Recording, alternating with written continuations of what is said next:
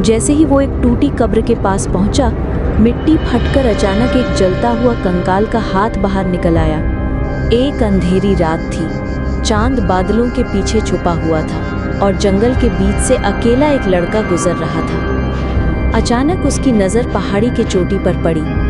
वहाँ एक विशाल पत्थर के ऊपर एक अघोरी साधु ध्यान में बैठा था।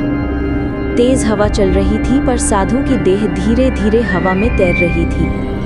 ये देखकर लड़का डर गया, लेकिन जिज्ञासा उसे खींचकर साधु के पास ले गई। उसने कहा, हे साधु, मैं आपसे तंत्र विद्या सीखना चाहता हूँ। अघोरी ने धीरे धीरे अपनी आंखें खोली। उसकी आंखें अग्नि की तरह चमक रही थीं। गहरी आवाज में उसने कहा, तंत्र विद्या इतनी आसानी से नहीं मिलती। अगर सीखना है तो पहले साहस साबित करना होगा।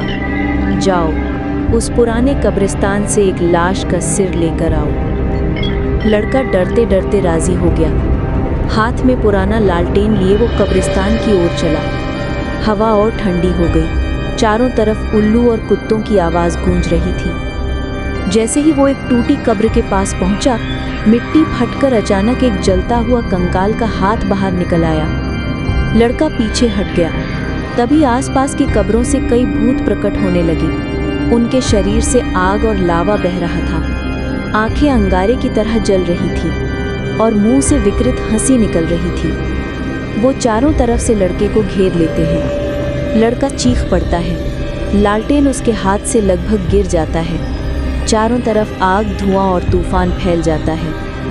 अंत में सब कुछ अंधेरे में डूब जाता है। पहाड़ की चोटी पर बैठे अघोरी ने अपनी आंखें खोली और होठों पर एक रहस्यमयी मुस्कान उभर आई। जो अंधकार को जीत नहीं सकता, वो कभी तंत्र का ज्ञान प्राप्त नहीं कर सकता।